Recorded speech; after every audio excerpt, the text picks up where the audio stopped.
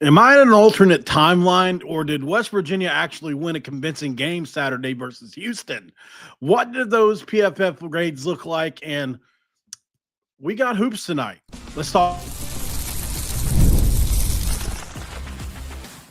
You are Locked On West Virginia, your daily podcast on the West Virginia Mountaineers, part of the Locked On Podcast Network, your team every day.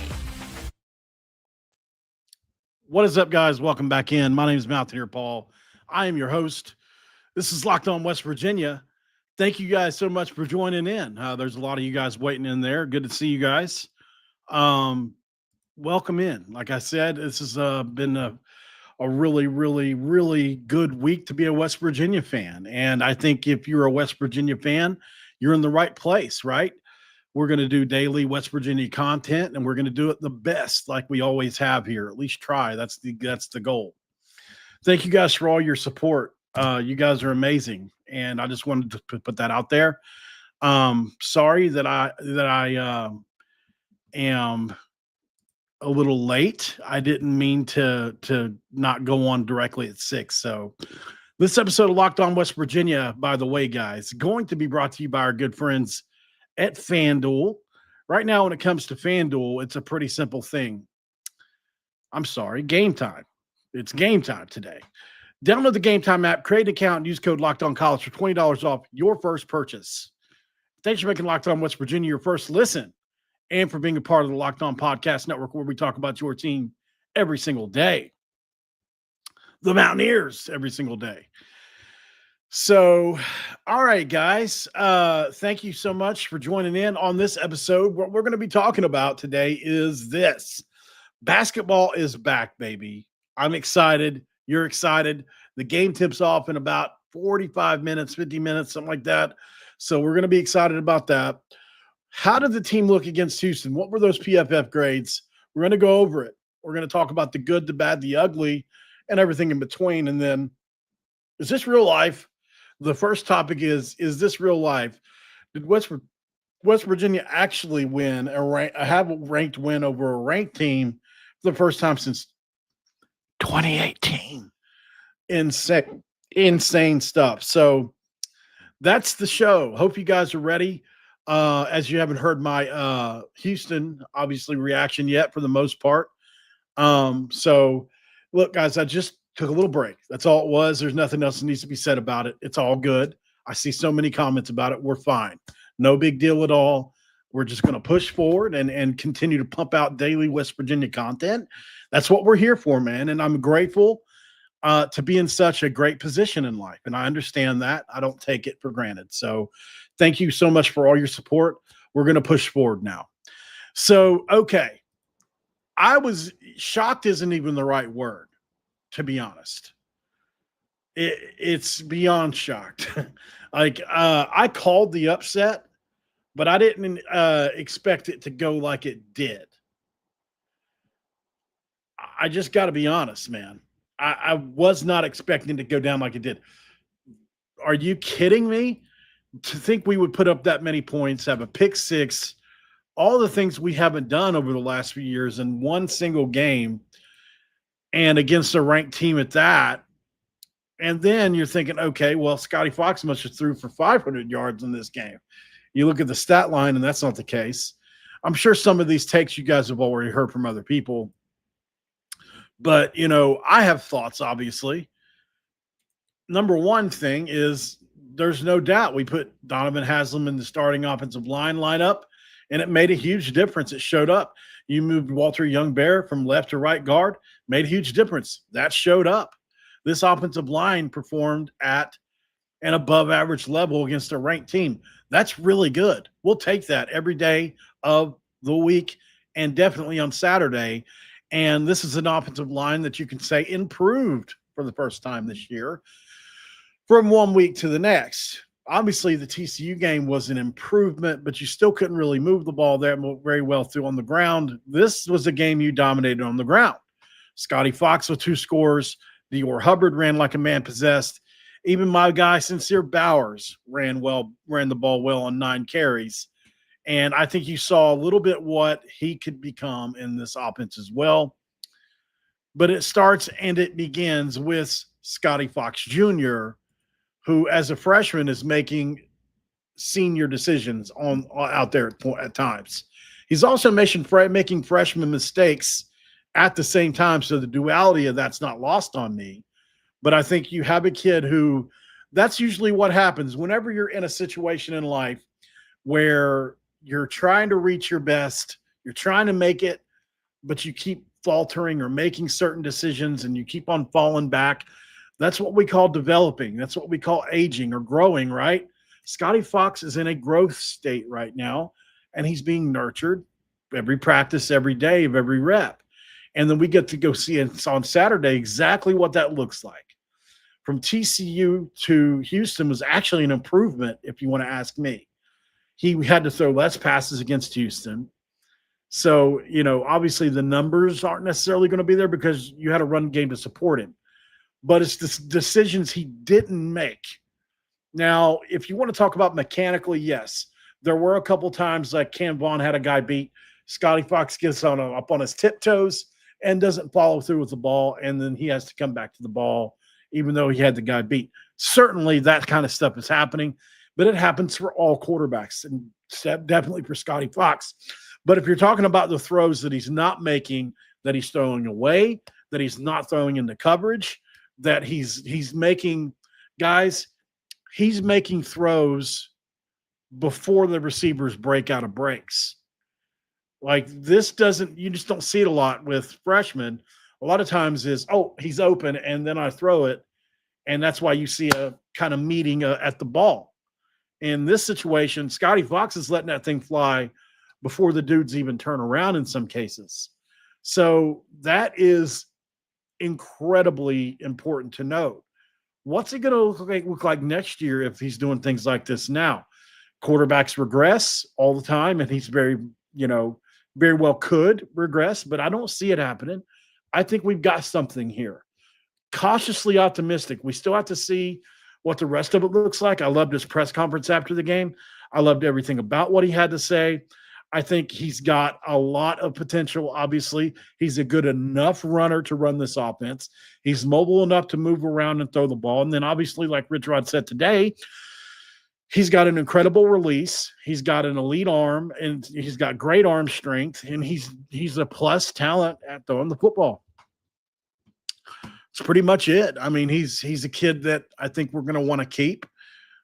We haven't had promise like this at the quarterback spot since maybe Will Greer. I think this is the last time that we've had somebody that maybe Nico. I mean, if you want to count somebody that we were all hoping would grow into something, but Nico never had the Arizona performance where he went 18 for 22. It was all dink and dunk, right? So it was all controlled, managing the game. Like Scotty Fox is throwing deep passes. He's hitting deep crossers. He's hitting deep outs. He's hitting seams. These are advanced throws. And there's a huge difference between, in my opinion, the kind of games that Nico had that were considered breakout games and the kind of games that Scotty has had already. Scotty's already performed better than Nico did in his entire career, in my opinion. Just the truth.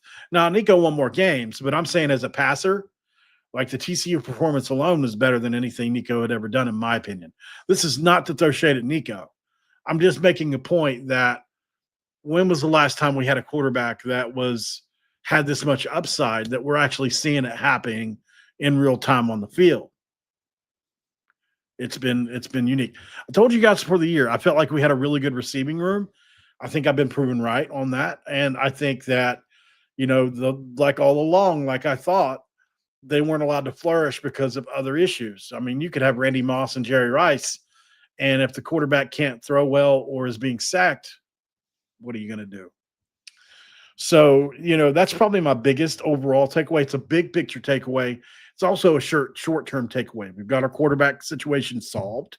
Finally, it came late. Probably wish we would have just started the year with him now. If we could go back and redo it, you probably throw him into the fire week 1, right, against Robert Morris. Might as well. You're going to win that game regardless. And let him take his lumps at Ohio, and then maybe he would have took a step versus Pitt. I don't know. But it's okay. We're in a good spot here. I think there's a chance for us to win 5 games this year. 6 is a dream, but it's there to be had. You're taking it one game at a time. And this game really chalked up. And if we're going to do it, we're going to need some guys to perform well. And some guys performed really well against Houston. We talk about those PFF scores after the break. They're pretty impressive. This episode of Locked On West Virginia going to be brought to you by our friends at FanDuel. And when it comes to FanDuel, the NBA is back, and there's no better place to get in on the action than FanDuel, the official sports betting partner of the NBA. Even if you miss the start of the game or want to ride the hot hand, FanDuel actually has live bets from everything from who will score next to fourth quarter comebacks. Plus, you can even combine your live bets into a same-game parlay for a shot at a bigger payout. Keeps the game exciting, guys, and especially when your team's making that late push. Right now, FanDuel is giving new customers $300 in bonus bets when your first $5 bet wins. So head to FanDuel.com today, sign up, play your game with FanDuel, the official sports betting partner of the National Basketball Association. All right, guys, it's segment 2. Well, we've got a crack-a-do, especially for this one. So let's crack a diet do in segment 2. How about that? Let me get a sec here. All right. So jumping into the PFF grades, I got these from Skylar Callahan. He posted these on his SI website. So that's where I got these. I haven't had a chance to research much yet today. All right. So I'm going off of what he posted or published earlier. But we're going to go by position here and just kind of jump from there. There's a few really impressive performances here. Sorry, my camera is hanging on by a thread. There we go. All right. Yeah, that's better. Scotty Fox, 70.1 grade. They say 65 is considered to be the benchmark for starter-ish, right? So 70 is certainly well above average and impressive for a freshman. I think you give it an A because of the running touchdowns, and he's a freshman. Easy. Running backs, you've got Dior Hubbard at a 74.9 on 51 snaps. Sincere Bowers, 65.2 on 18 snaps. And then Clay Ash, who absolutely killed it, obviously. We're really impressed with Clay Ash as well. But I saw something about him that kind of took me aback a little bit, and that is that he actually broke his first tackle of the year in this game, and that I wasn't expecting, to be honest. I mean, I'm not bashing. I'm just saying that was a surprise for me. So, hopefully he can continue to do that because he's definitely capable, I think, but he's young too, man. He's got a lot to learn, but a 63.9 grade. So not bad. Rodney Gallagher, 69 grade on the receivers. Jeff Weimer was at a 67.2. Cam Vaughn, 62. Preston Fox, 61. Gerard Bowie, 57. Justin Smith-Brown, 56. But those last 3 guys had 11 snaps or fewer. Your main 3 guys, Rodney Gallagher played almost all 70 snaps. Or there were 75 snaps in the game. He played 69, or I'm sorry, he played 47 of them. Jeff Weimer played 71, and then Cam Vaughn played 54. But Jeff Weimer is the one I wanted to mention here. I think Jeff Weimer has grown into, I showed you guys the post the other day. I said Jeff Weimer on tape, one of the best route runners I've studied in the last few years at West Virginia. He's that talented of a player. I think he's growing into that, and it's so unfortunate we only get him for a year, just like you see with a lot of seniors. They kind of develop late. So it is what it is, right? So somebody in the comment section is asking what happened to get that push. Rich Rod covered it, actually. He said that they weren't coming off the ball. And so here's the best way I can explain it. Whenever you have a situation when you're not coming off the ball, what it allows you to do is, or don't do, is the other team is able to get leverage before you, right?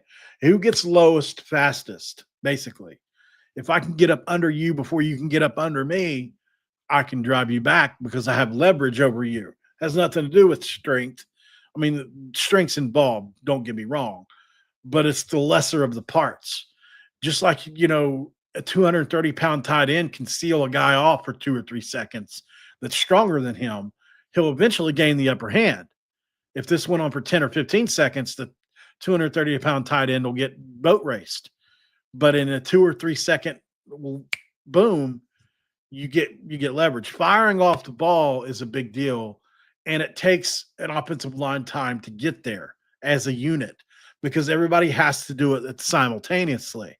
It's the only unit on the field that has to work so many pieces at the same time together. And so you move, obviously, Walter Youngbear, who played on the right side his entire high school career, to right guard. He's probably comfortable from that stance. One other thing we don't talk about on the show a lot because it's very technical, and some people are going to get bogged down with the technical stuff, and I try not to do it.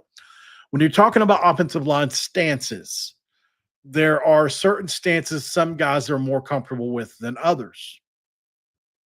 Some guys are better in a left-handed stance or a right-handed stance or a 2-point stance or a 3-point stance or what have you. But, at the end of the day, you got to do where your position is, right? And also there's the game within the game of, are your knuckles showing white to where they can tell it's a run play, or is your finger barely on the ground because you're about to jump back for a pass protection, right? Like these are things in the game within the game that people study tape for. Just like if every time you do your hesitation pull up, whatever, every time you do your hezi whatever on the basketball court, maybe you do a quick dribble first. Well, a good defender is going to know when you're getting into that motion and prepare to swipe at it, right? Same thing on a defensive line. Every time this guy has to pass protect, he does this little tick, and they watch that for that stuff. So there's so many little things that can go wrong to derail one play, and it only takes one guy not being on the same page. Somebody mentioned Tykees Crawford. Absolutely, he missed a couple plays. He did. He missed a huge play where he pulled around, and he just chose. I mean, there was going to be a guy open either way, but you're always taught to take the inside guy. He's probably on that play taught to take the guy he went after. I don't know without knowing exactly, but hindsight probably should have took the inside guy, but the outside guy still would have been there. But Scotty would have had a better chance to cut it up in there. But either way, the offensive line has improved mostly because of Donovan Haslam's addition and because Youngbear moved over. All right. Back to some scores. Pro Football Focus had Ryan Ward continues to grow right in front of our very eyes. He's going to be a good one, folks. He's going to be a good one. I don't know how good. I don't know what his ceiling is, but I think you're talking about a West Virginia type player that's tough, hard-nosed, can block a little, can catch a little. Jacob Barrett played well on 36 snaps, and then unfortunately Grayson Barnes, a 53 score. Not what you want to see. Nick Cray, here's the thing. The offensive line scores aren't great. Nick Cray, 59. Donovan Haslam, 55. Landon Livingston, 60. Youngbear, 58. Tykees Crawford, 52. Carson Lee, 60. So there's a couple things here. The way Pro Football Focus grades, it's very different, right? Like as far as it's a very good system, but it doesn't account for everything, like firing off the ball and sometimes push. It's on that play, they're going to be grading something like, did you block the right person? Did you hold? Like different things like that they can go, that even though it wasn't called, they can still call it, and grade you based off of that. So it's not always applicable is what I'm saying. It's for the most part is But when it comes to like O-line playing stuff, it's so nuanced. Don't look into it too deep, but there's a lot of room for improvement. Let's just say that. But overall, the line played a lot better as the group, right? I mean, we had guys that were playing so poorly at some positions that it was just impossible because you all have to do a couple plays of drive together that are pretty good in order to at least move the chains every now and again, or else you're just never gonna. And that's kind of the situation when we're in for 5 games. We made some changes, so it helped a lot. On the defensive side, we'll go defense real quick. We'll rush through. I'll make a couple notes. We'll talk some basketball after the break, but obviously Devin Grant, who I highlighted before the year, he was definitely one of the guys I knew would be coming in from a lower level that could pass rush. So I'm glad that I did that. But yeah, he had a great day. He had almost an 80, y'all. That's freaking incredible. Sonny Redwood, 76. Eddie V, 64. Hammond Russell, 63. Glad to have him back. He only played 3 snaps, though, so keep that in mind. Corey McIntyre Jr. continues to play well, guys. 27 snaps, 63.1. That's okay for a guy that's kind of had his issues. Braden Siders, a 72. Jamoy Robinson, a 68. Curtis Jones Jr., a 52. Glad to see Braden Siders getting that score, but how about Jamoy Robinson? I've been very critical of him on this show, but you give credit where it's due. He made plays in that game. He did, and we needed him to make plays in that game, and I'm so glad that he did. Hopefully he can play a little more free going forward. I'm sure he was putting a lot of pressure on himself to perform, so congratulations to him. Reed Carrico had a good game, 69.8. Chase Wilson had a really poor game, and it showed. I think he's beat up, guys. I've heard through the grapevine he's dealing with a lot of little nicks and knacks. He had a 38.7 grade. It's extremely bad. I haven't watched specifically for his tape. I saw some plays out there where I was like, man, he wasn't missing that tackle earlier this year. I don't know what he's got going on, but it's clear to me that he's not 100%. Corners, Jordan Scruggs scored a 90. It's pretty tough to score in the 90s. That's elite. Very good jobs. Michael Coach, very good at 72. Jason Chambers, very good at 64. Those 3 are really good players, actually. Fred Perry, 65. He's got his drawbacks. He's very aggressive. Sometimes you never know when the next penalty is going to come. But, man, did he have a million tackles on that game.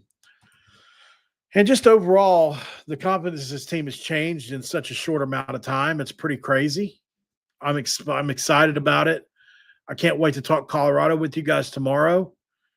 It's going to be great. I think this team's got a great chance to beat Colorado. Certainly don't want to overlook anybody, but you would have to say this team absolutely has gotten better, right? So I'm proud of the guys. I think that they didn't quit. They stayed bought in. It's really easy in this era of college football to check out on a season when you lose 4 or 5 straight games. I mean, come on. Who would want to do that?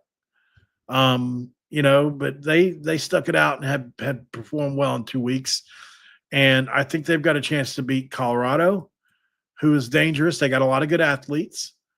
But yeah, big improvements. And you win this game, you go into Arizona State feeling like, man, we got a shot.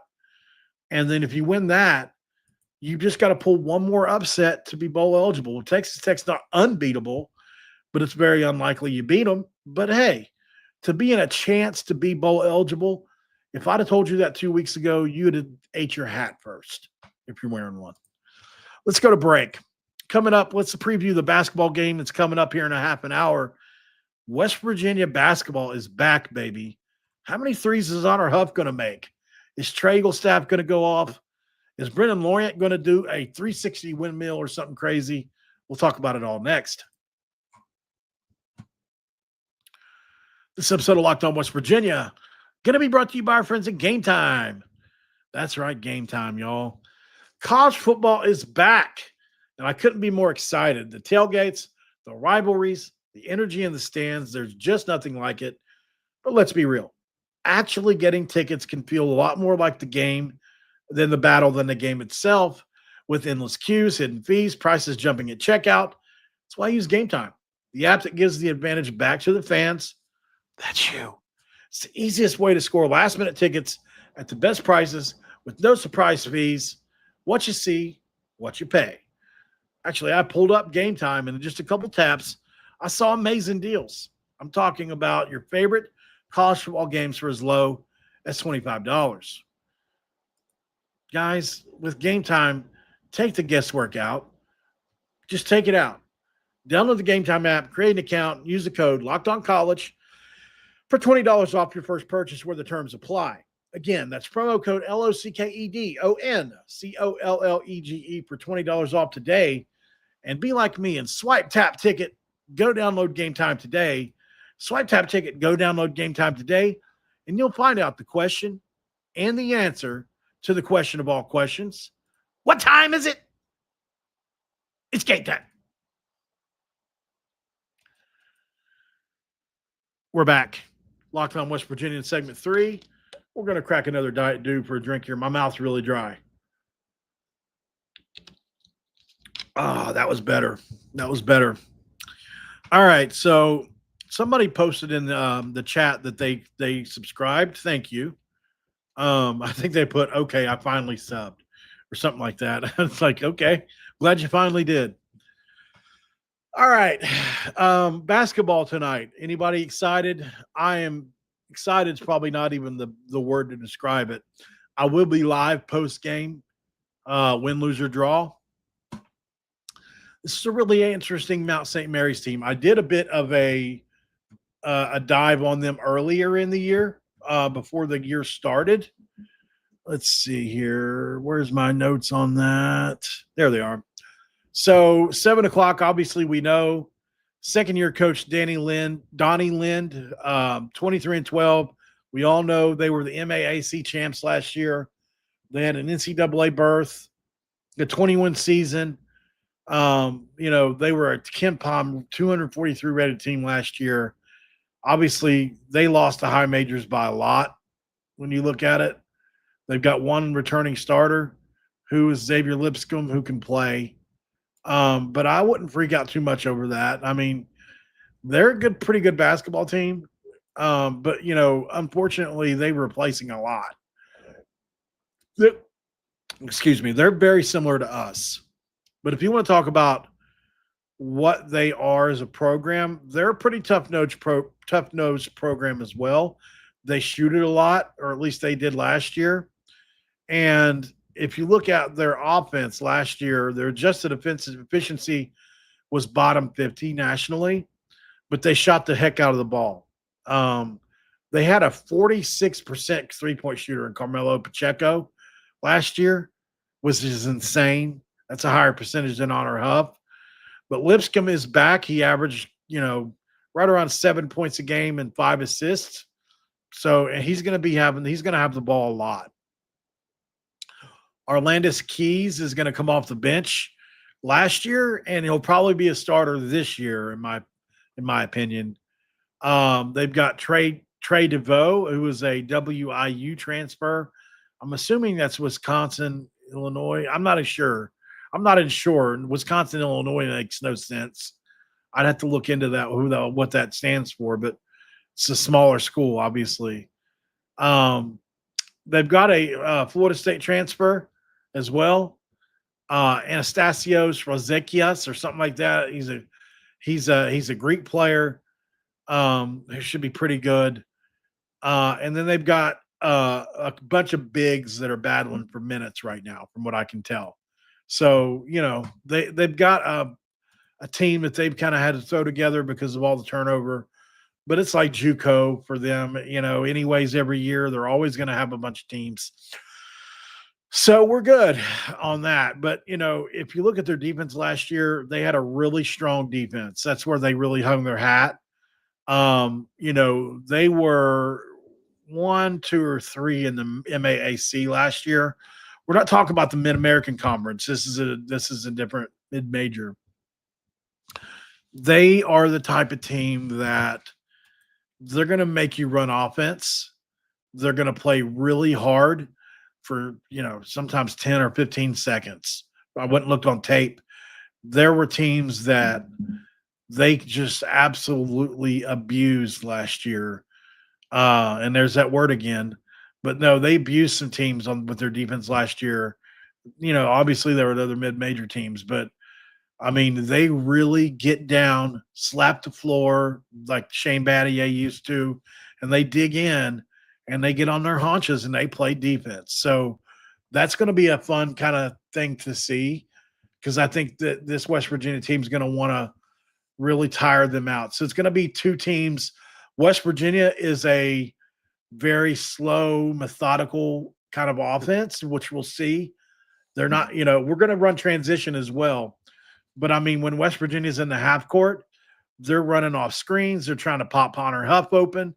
They're trying to pop Trey Eaglestaff open, or whoever, or they're trying to get cuts, or they're going to dribble drive, obviously, with our guards. So we'll definitely see a little bit of a head-to-head in today's game, I think, with the way they play defense. But obviously, we should prevail there. I think for West Virginia to win this game, because, I mean, you're capable of losing any Division I game, really. Let's just be honest. Rebounding is going to be really important in this game. If you look at Mount St. Mary's, they are the type of team, when you look at them last year, they really like to crash the boards and get those extra shots up. So, can you rebound it and take one of their biggest strengths away from them, which is second chance shots. That's what Bob Huggins' philosophy was all about, right? Your percentage matters, but if you get the offensive rebound, it matters a lot less, according to Bob Huggins. So, can you get to secondhand shots? And we all know three-pointers jump up. Everybody percentage is better when a three comes from the inside out.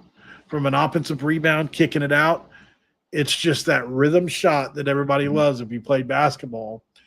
And this is a team that kind of likes to do that. So, number one, can you get the defensive rebound to prevent that? Which is why we always say rebounding is a part of defense, right? It is, because it prevents the second chance shots. It also prevents some fouls. Like, there's a lot of things it protects you from. And so if they do get a rebound, how quickly can you close out? Can you close out and affect the shot? We've got long, lanky defenders on the wings and at the forward spot that can do that. Can a Brendan Lorient close out on a guy and get a piece of it, make him uncomfortable?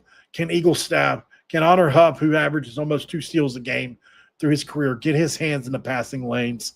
Can Harlan Obioha change shots at the rim? Those are all going to be things to watch for tonight. Overall, I want to see physicality for the Mountaineers. You're the more physically dominant team in this game, and you should be able to do that. I think that we're going to be too skilled, too much for this team.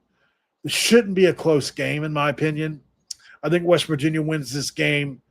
I'm going to say West Virginia's got scores in the 80s today.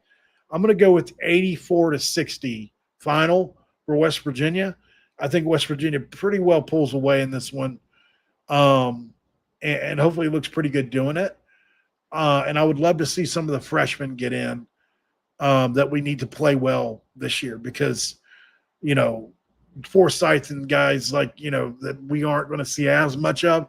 I would love to see them get as much playing time early as we can in some of these early bouts that we're going into. So other than that, thank you guys. Really enjoyed talking about that Houston win finally and talking a little basketball with you. Obviously, we'll be back here in a little bit to talk more about it after the game. If you want to tune in, I'll be live post-game, literally immediately following the game. I hope to see you all here. If you can do me a big favor, I'm asking as a favor, please like the video, share it out. So there's two ways you can share.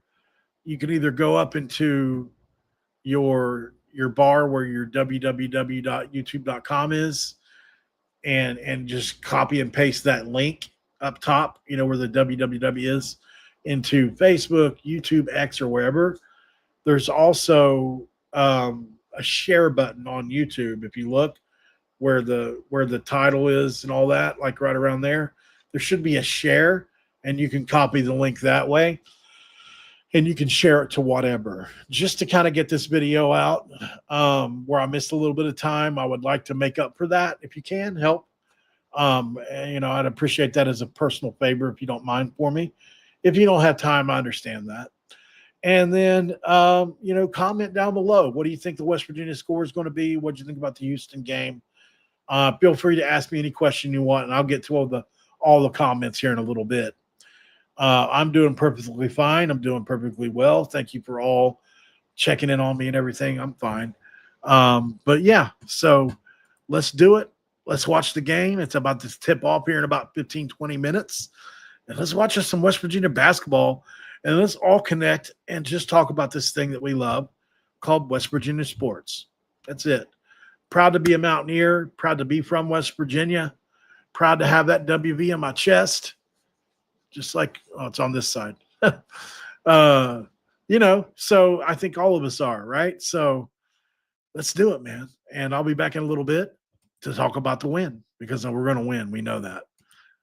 All right, guys, I'll see you in a bit. Oh, by the way, before you go, don't forget to make West Virginia, Locked On West Virginia, your first listen. But if you can do me another big favor, Locked On Big 12.